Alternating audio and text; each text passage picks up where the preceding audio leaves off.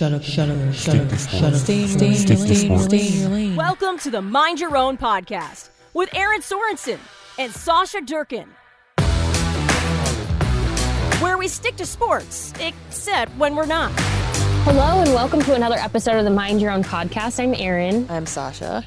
And if you can hear it, that's my computer just getting ready to take flight once again, as it always does, only when we get ready to record this podcast, because it's like that nice little reminder that I'm apparently busy and my computer is like overheating, would like me to restart it, but not yet, No computer. chance. Not yet.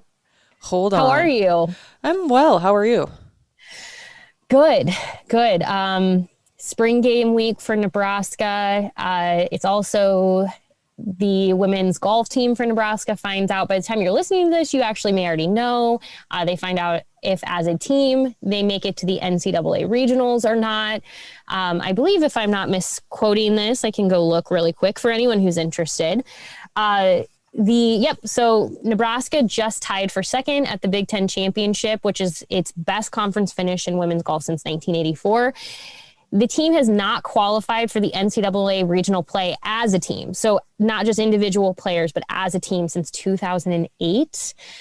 Kate Smith had an incredible weekend at the Big Ten tournament, helping lead that team, but she's certainly not the only one. There are a number of other women on that team, like Kirsten Beatty, Megan Whitaker, who have a shot at the NCAA regionals just like she does, and have played really, really phenomenal golf.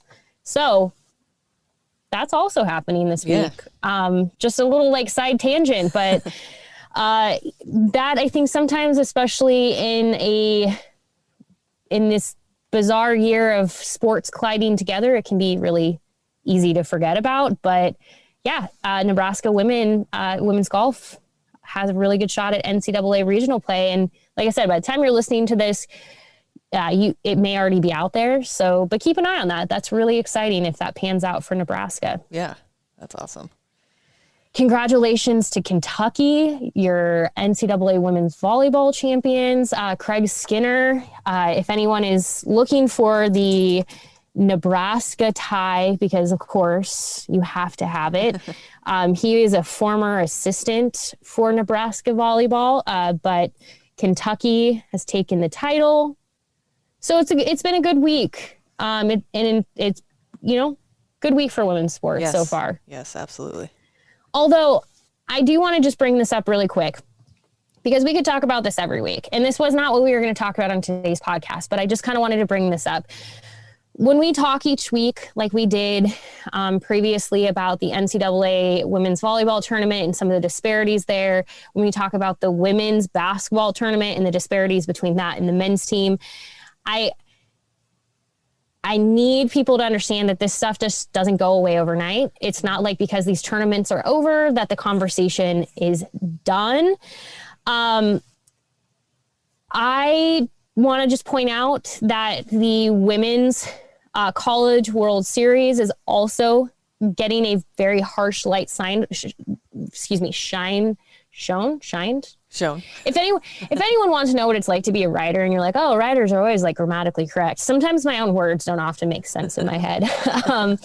But a number of softball coaches have come forward to basically show that this is not new. This is something that they have dealt with for a very, very long time. One softball coach asked, do the men even have showers? For us, we don't have the opportunity to shower at the venue. We have to get on the bus and go back to the hotel.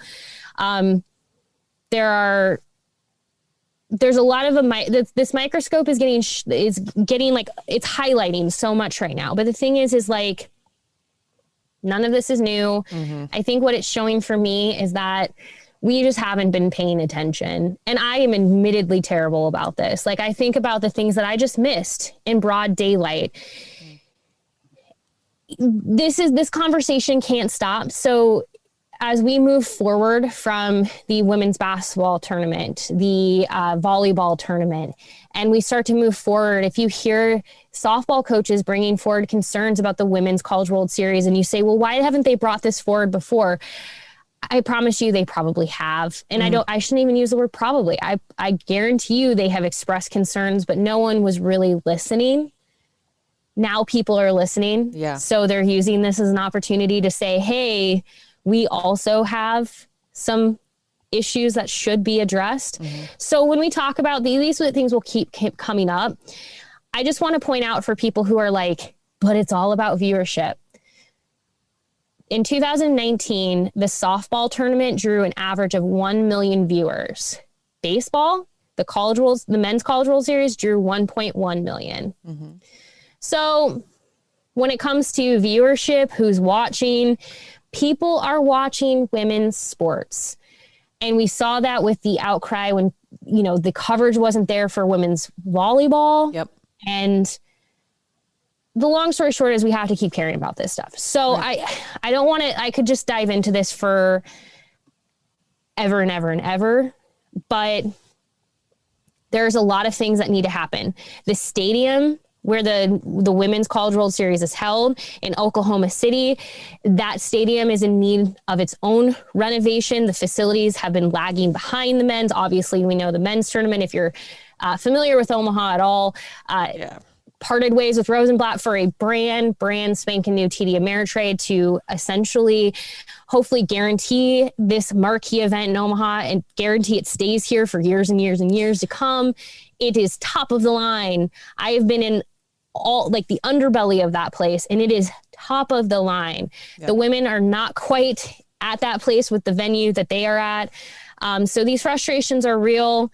In fact, like when you think about the Women's College World Series, and I will link this article so you can read these things for yourself, until 2011, there weren't even locker rooms. Players had to change into their uniforms, either at their hotels, on the bus.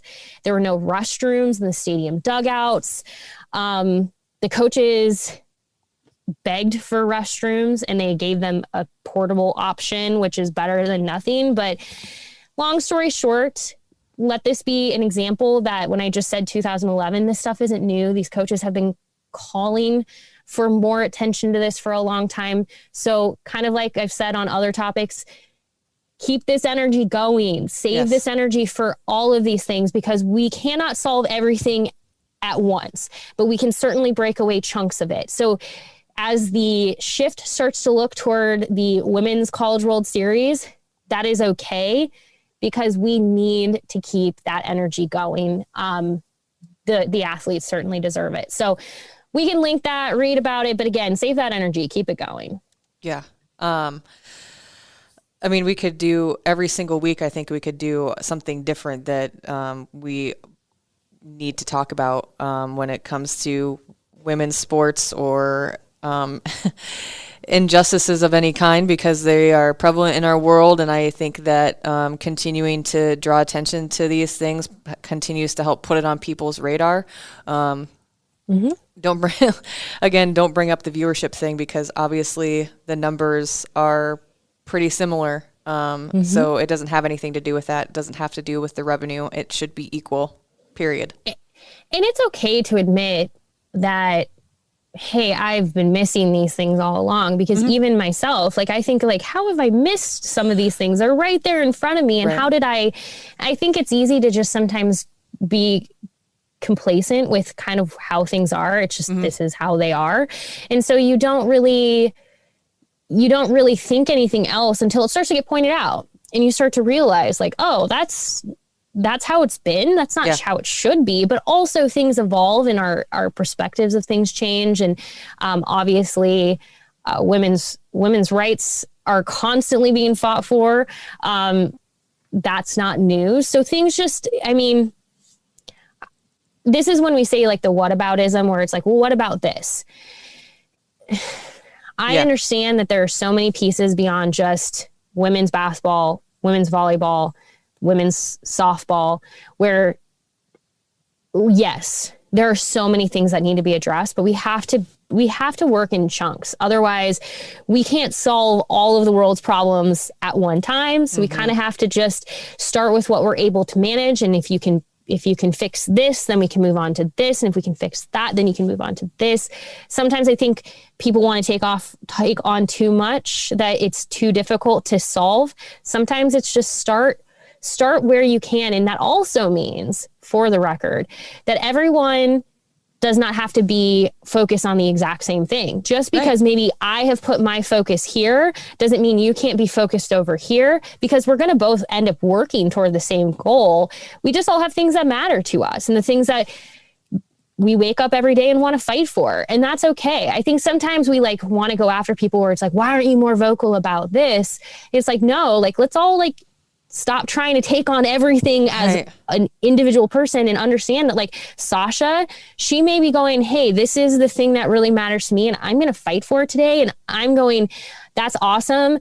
I'm going to put my time and energy over here. But the thing is ultimately our goals end up getting us to the same place. We're just going at them in a different way or focused on different pieces of the puzzle. Right. And that's...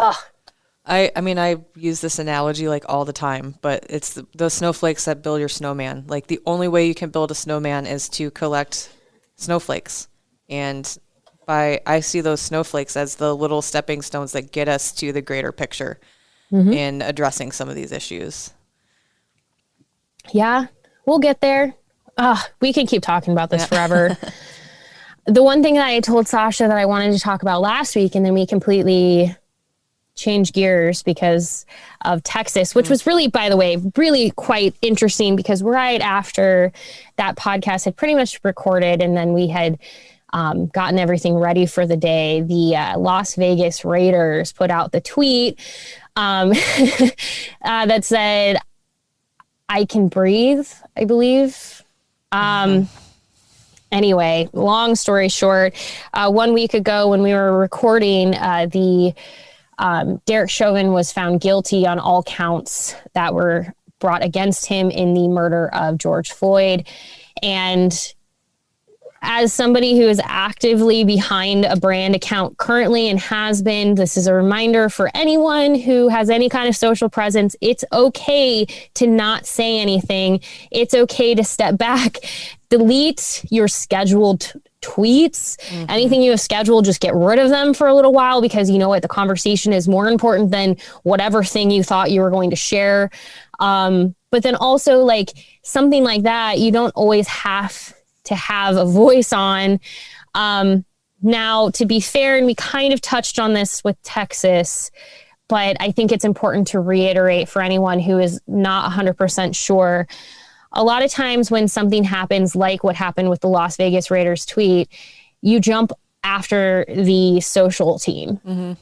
And the thing is with a brand like that, there's not just some random person. There's not just like an intern sitting behind the account. Like, a lot of people kept making the joke that the intern or the social team like tweeted that, logged out, and left for the day. As it turns out, it was the owner who did that.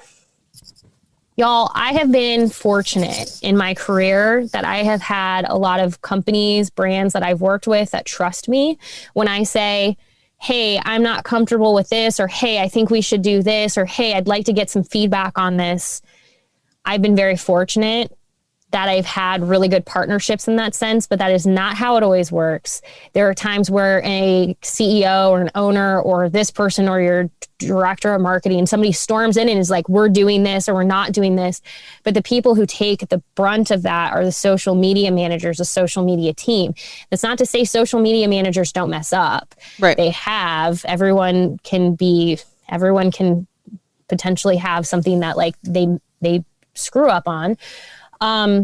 But in that case, what was really scary about what happened with the Las Vegas Raiders is people started to dox their social team, started to find who they were from LinkedIn, Facebook, whatever, started sharing their information as like, hey, these are the people behind this. So now you have put their safety at risk when you didn't even realize what was going on. And what was happening is, I promise you, now knowing that it was the owner who decided he wanted this tweeted, which is just so stupid. Trust you hire experts for a reason, trust them to do their jobs, but whatever. He didn't take the fall for that. People didn't come at him like in the same way. So now you have people who have spent an entire day online just getting their names dragged, just absolutely dragged.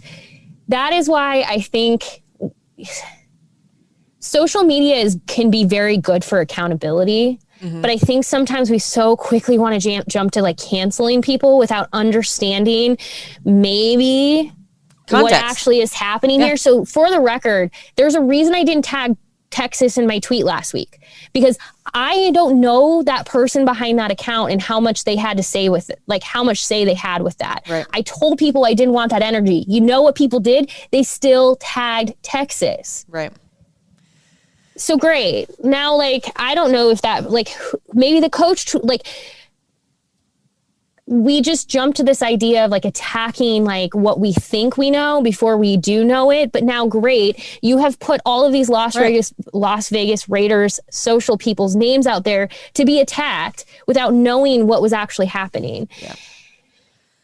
Like I said this last week, but I like with there's been a lot of things that have gone on this last week, but give it a beat. Sit and give it a beat. Like I get, I don't know if frustrated is the word for it. There's like, it's a layered onion. When I see things like this happening, and we're so quick to sometimes jump to conclusions than not knowing context. I think context is very important in a lot of things in general in life. And without that context or doing some research or waiting a little bit and giving it a beat to know all of the things that you could possibly know about a situation before jumping to a conclusion, I think we need a little bit more of in certain situations, this being one of them. It's just because, like, I think accountability is the right thing to do. Holding people accountable for bad actions, bad words. Like, I have certainly said and done things that those are those things where being held accountable is not a bad thing. Right. But there are times where, like, the joke on Twitter is always every single day there's one main character on Twitter, and your goal at the end of the day is not to be that person. The greatest fear that I have, and this is what starts to get into what we've talked about previously of like sharing things or knowing when to share, not to share, when to speak up, when not to speak up, is that I don't want to become that main character, if you will, because a lot of times the things that I want to speak about, it is not about me. Right. I am not the focus. I am not the, like, so it's choosing to amplify others' voices, but also not wanting to make them the like target. It's hard. And I'm not trying to say this to make anyone feel bad for anyone, but when you take on, I remember when I got into social media management, I thought at first, this was like more than a decade ago, oh, this is going to be so fun. The thing is, it is. You get to do some really cool things. You get to be a part of really cool things. Like, I have had the opportunity to be at the ESPYs on behalf of Remington Trophy because of social media management. And that's really cool. But there are also times where I've been on the other end of the Hail Varsity account when somebody is saying, like, I'm going to cancel my subscription because I don't like that you talked about this or you did this. And the thing is like, whether that person ever actually follows through, I have no idea. But I have had people who've emailed my bosses and gotten mad.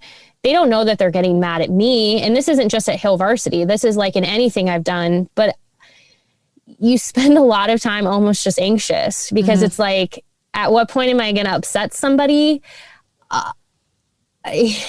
So you do your best. Yeah. But like in the case of the Las Vegas Raiders, I feel awful for their social team.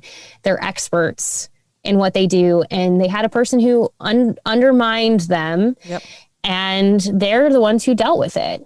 Yeah. And we all owe those individuals, not the organization, not the owner, nothing about that. But we all owe those people individually a very giant apology for the fact that, and I don't even know if an apology is enough when you think about the fact that they were quite literally doxxed. Yeah. Well, like that's, and you're putting potentially putting people in danger Yes. by putting their information out there, because the internet is a vast and wide place.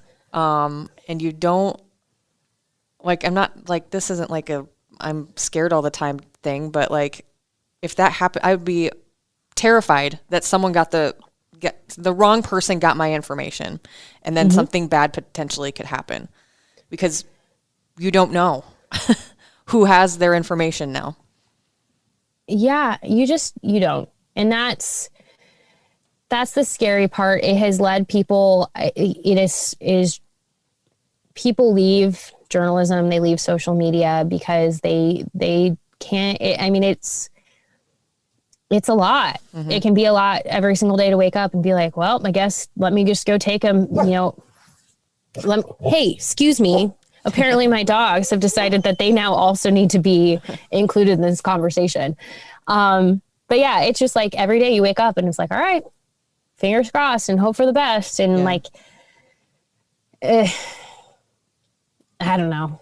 Well, before I take all of this time talking about this again, to the actual point of what we wanted to talk about. And I know, Sasha, this is something that like you and I have both been, to be quite honest, for anyone who's listening to this, Sasha and I have to like carve out like the most like minimal amount of time we possibly can to record this, not because we don't care about it, but because work and life are just really, really, really, really busy. And this is what I had originally wanted to talk about last week, but is balance and finding balance. We've talked about this before on this podcast, and what we hoped when the pandemic started to loosen schedules where you're actually back in person and doing things like what we had hoped for. I'm going to be honest with you, Sasha. Since we had that initial conversation when I was like, here are all the things that I hope for myself. I'm only in spring ball. I've been doing a really bad job. Same. I was actually thinking about that on the way into work this morning. Like, I literally was like, what the F happened, dude?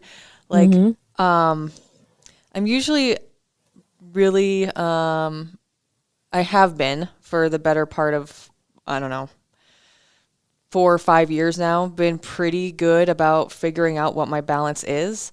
But I haven't been very great at that lately. And a lot of that is just like in terms of capacity of my life, of work is pretty unbalancing of the rest of my life right now. But that's just because it's a busy time and there's a lot of things, there's a lot of moving parts, and that's fine.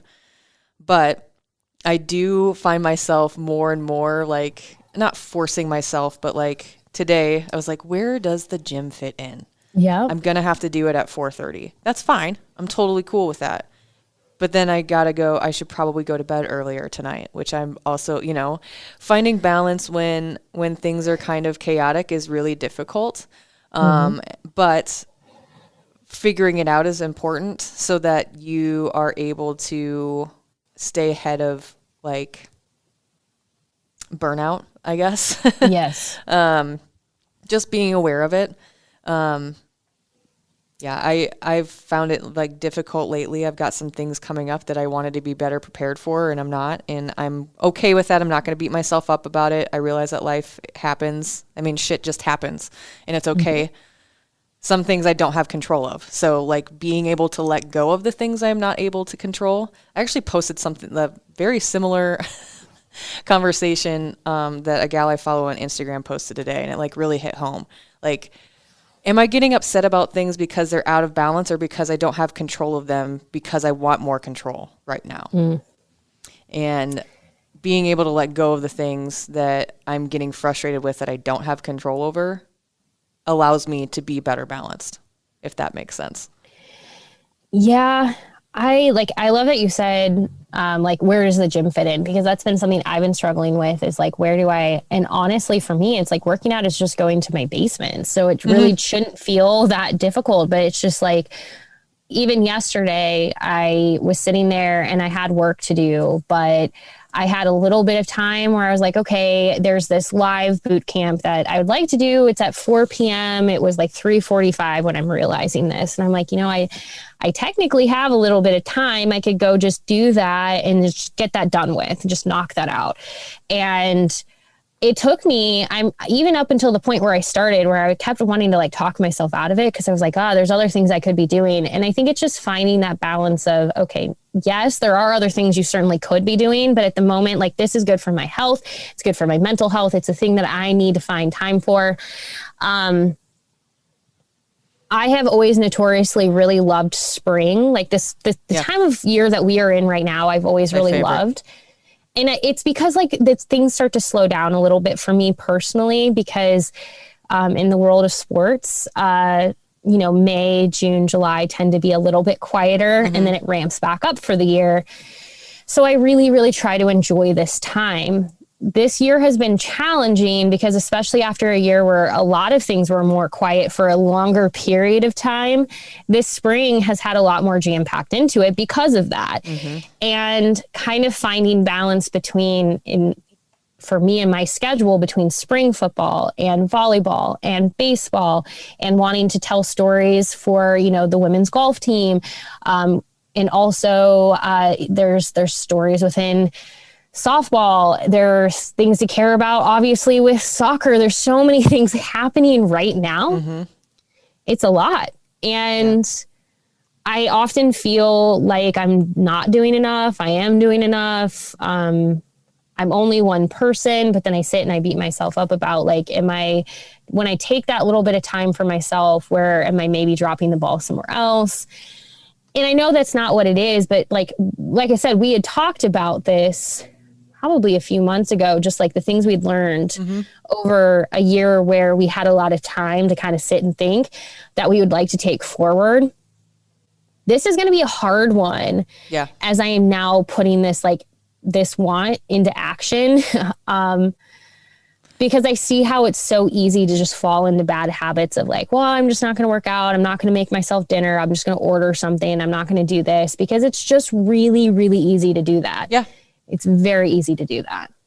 Something that I came across not that long ago, I think on Meathead Test Kitchen, we actually had an athlete on who like broke the world record in her weight class for deadlift. She's like legitimately the best in the world. But something that she said has like stuck with me that I try to remind myself of frequently. I've been saying it to myself a lot the last few days, but like, is what I'm doing right now getting me to where I want to go? Because if it isn't, then I shouldn't do that thing that I'm about to do. And also, like, if I care enough and it actually is a goal of mine, I will find time to make whatever work. Because if it's that important to me, if I have time to spend 90 minutes watching a movie, I have 90 minutes to be doing whatever gets me closer to my goal. That's kind of where I'm at right now. And I've been trying to be mindful and remind myself of that, but also not like beat myself up if shit happens, because it does. This is life, but not like, I guess what I'm trying to say is like not allowing the shit happens in quotes to be the excuse to not go do whatever. And honestly, this is something where I actually listened to another podcast. So it's a podcast that I really like, but I'll tell you, it's not something that it's really a podcast that I have to listen to when I'm driving to and from like Lincoln, because they're usually each episode's about 2 hours. But it's the Be There in 5 podcast. Kate Kennedy just deep dives topics, and she recently deep dived Rachel Hollis, and there's a whole thing about her and some things that she said that she then kind of tried to apologize for, but then blamed her team for. This is a person that needs to be held accountable, because she was anyway, that would take a whole other episode. So we're going to leave that be. But my point here is Rachel Hollis has always notoriously been preaching to people that we have all of these things that are, not equal between us, whether it's money or this or that. But the one thing that we all have equal is time. Which I agree with I agree with in like the general sense that yes, we all have 24 hours in a day. But when people say like, hey, you know what you have in common with Beyonce? The time in your day. Well, Beyonce also has access to assistance, and she has access to probably a slew of caretakers for her children. people who are able to help her out make her time more efficient. What I don't have access is to a lot of that. What a lot of people don't have is access to a lot of that. So like, I think that's also something that I have to remind myself of quite a bit, is that just because I have that time, like it's not the same amount of time as like, so Sasha, your day, like the time that we have is really, in my opinion, not equal. Cause like one day for you, you may have that extra hour and you're like, but here's the thing, that hour is not equal to the hour that you have, because the hour you have is like, I think about the fact that like, I don't have children. Maybe you have something with your stepson, or maybe somebody that I know, one of my friends who has 2 or 3 kids, her time is going to look very different than mine.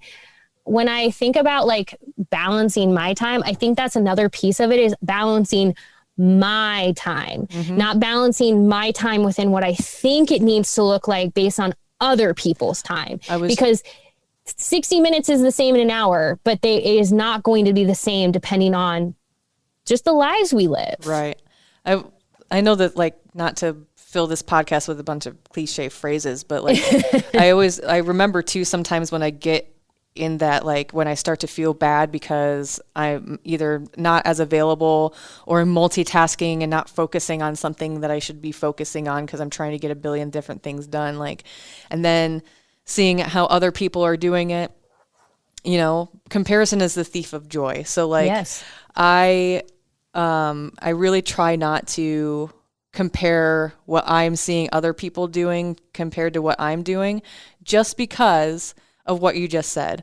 Like, I don't know what somebody else is going through or what they're dealing with in their life outside of what they may be posting on social media. So comparing myself to someone who seems superhuman to me isn't fair to myself or to the other person I'm comparing myself to. Like, my 60 minutes may look drastically different than that person's 60 minutes. And what happens within those 60 minutes may be completely different on how it's managed. So just like constantly reminding myself that like I'm doing just fine. I'm right where I need to be and I'm going to be okay. Like, if I miss doing this thing or that thing, as long as it's not having a negative impact on myself or other people, I'm okay. I am okay. Yeah. I just think it's so easy in any given time to like, comparison really is the thief of joy, and that comparison. And I think what's so hard with like, when we talk about like Rachel Hollis, for example, when she says things like that, or when you see those things on Instagram, that's like, you know what, you have the same amount of time as Beyonce, like, right. Or who you have the same amount of time as, like those things like are meant to be like inspirational of like, yeah, I also have the same amount of time, but we all have like the different amount of access to the resources that others may or may not have in comparison to us. And like, just for myself, I think about that quite a bit of like, why does like maybe my week feel so different, or why do I feel so this or that in one given day? And I try to remind myself of that. Like when somebody tells me, you know, I'm tired or I'm this or whatever, like it doesn't really matter to me if I understand what their schedule is like. They have every right to feel that way because their experience in that day is totally different than my experience. Like I might sit here and be like, oh, I've worked so much. Like, I think that's the other piece, is we're always like kind of thinking people are looking at us going like, well, I worked so much harder than you.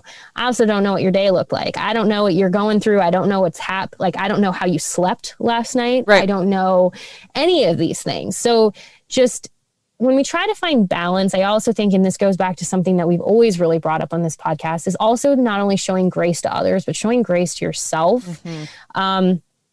Because this last week has been particularly hard for me with working out. But then when I think about it, so just at surface level, I haven't worked out as much as I want to. And that kind of stinks. But then you start to break it down, where I had my second COVID vaccination. The day following, I wasn't feeling all that great. So I didn't work out that day. I just did like a meditation or something. It took me a few days to start feeling more like myself, just because I felt groggy and a little, and like my allergies are awful right now. And these are not excuses. These are just things that like, when I think about like what has made it more challenging for me, it's not even about anything other than like, I honestly just was listening to my body, and my body was like, hold up, like you don't feel great. But the thing then, when you start to break it down, I was walking my dogs every day, regardless. That is working out. Yeah, moving.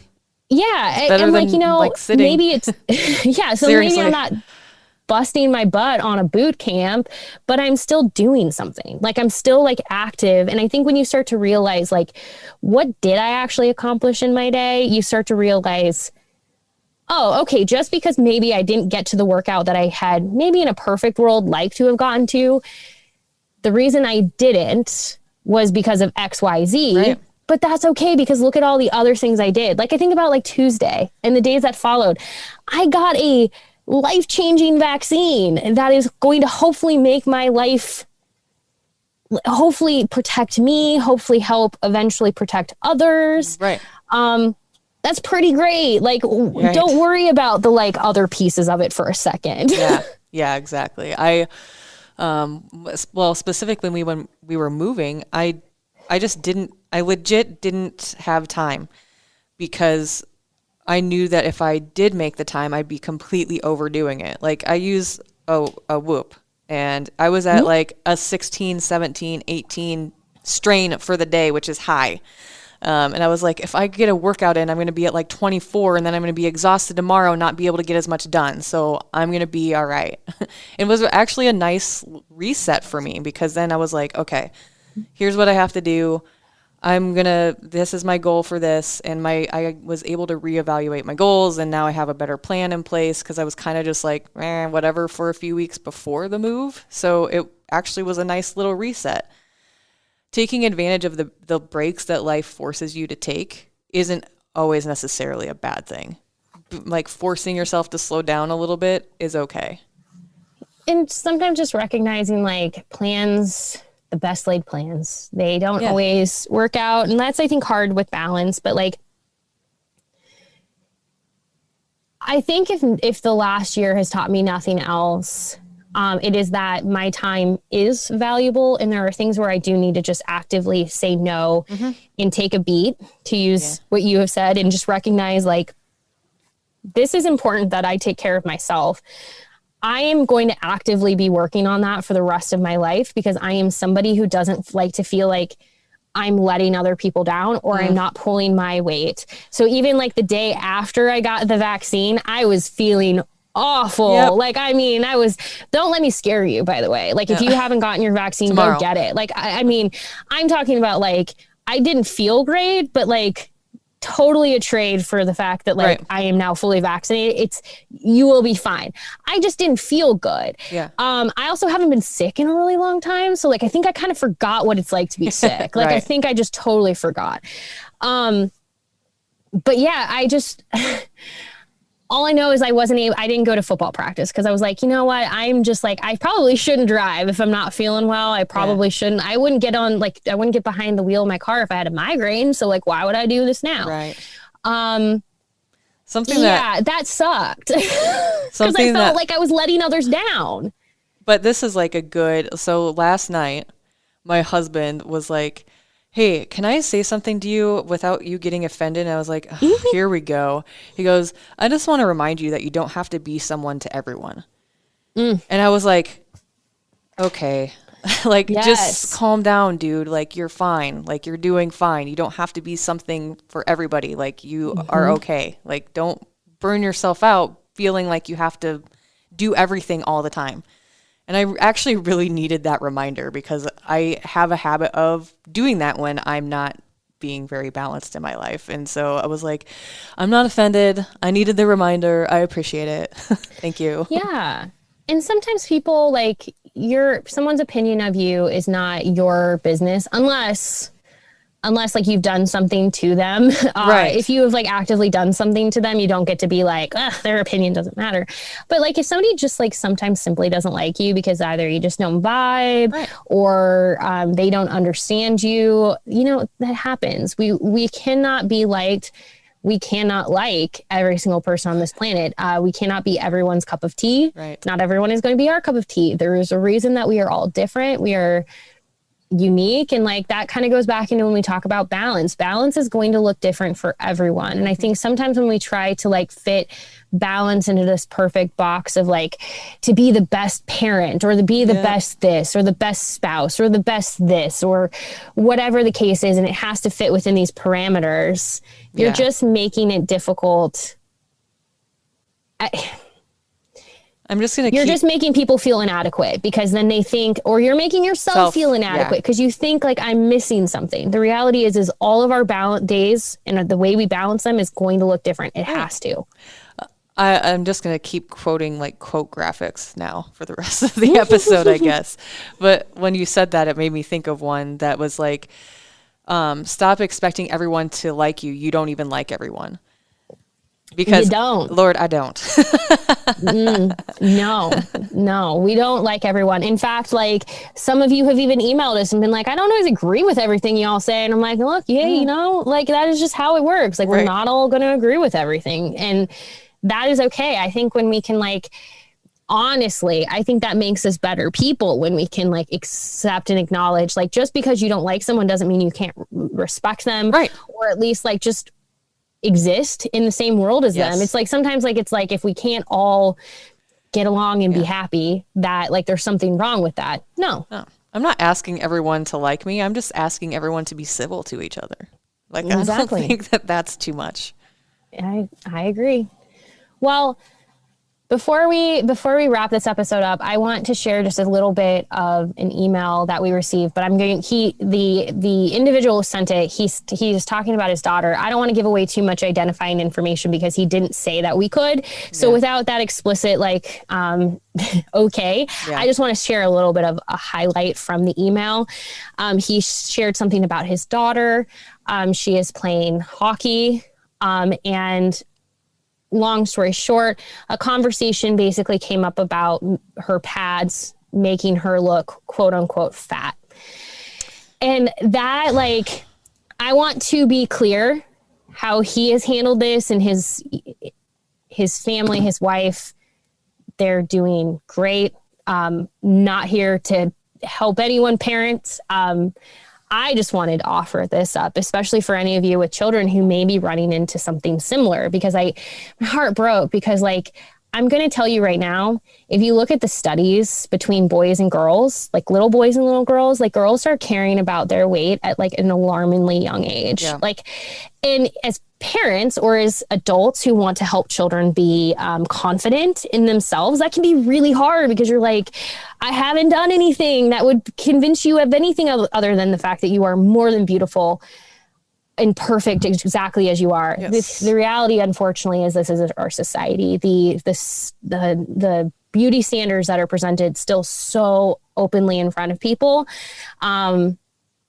makes it very challenging. Mm-hmm. And I just want to offer this. So growing up, I've always had a little bit more what I would call an athletic build. I got into swimming. I played volleyball. I tumbled with cheerleading. And as you can imagine what that did, it gave me broad shoulders. I had very broad shoulders. I have very strong arms. It is something that is just inherently a part of who I am. I cannot help it. But I was always convinced that that was going to make me too big. I was convinced that broad shoulders made me fat. And that had nothing to do with anything. It made me strong. I will be honest, it took me, and it still takes me, a lot of time to come to terms with that because, again, beauty standards are not quite up to speed on what we need them to be, but they are getting better. But like for anyone who's listening, who's like, yeah, I just don't know how to like navigate this with a young daughter or somebody, or if I have like a young girl in my life that I want to be a support system for. If I can offer you anything, when you talk to her, it is okay to tell her she's beautiful, but make sure you're telling her she's strong. Make sure you're telling her she's smart. Make sure you're complimenting her mind.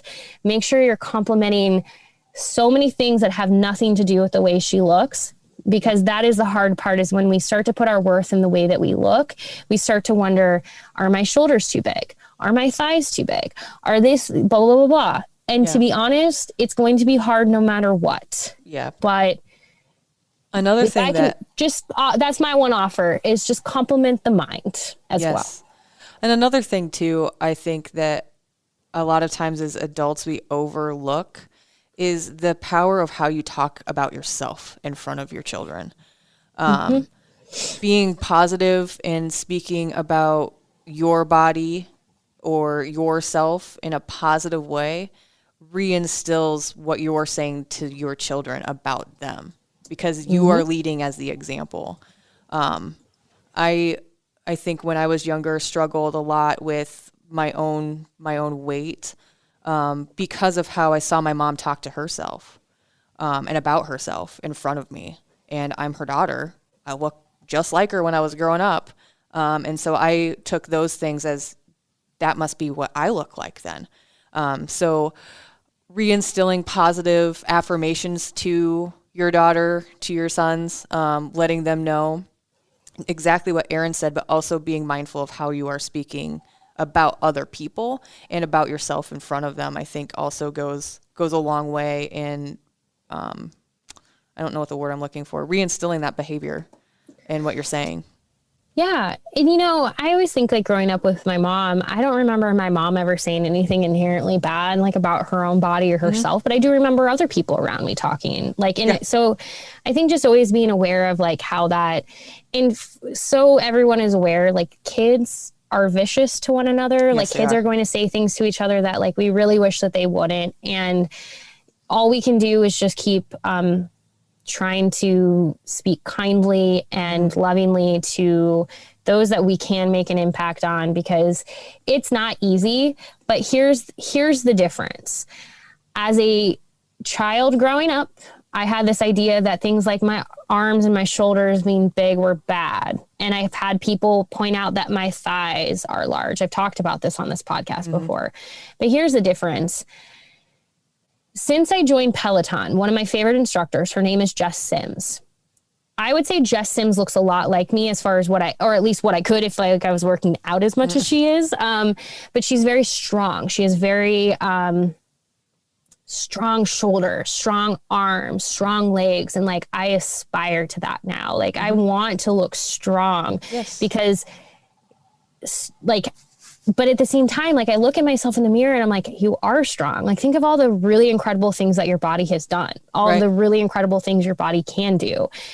I also think that took just time, and I'm 33 years old and I'm still learning, but to think like 20 years ago where I was in my own personal mindset, I wish I could have had this mindset today, but it takes just time. Yeah.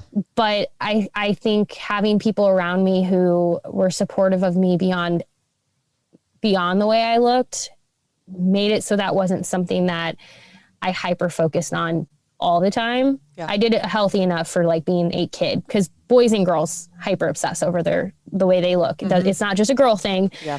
Boys do too. Yes. But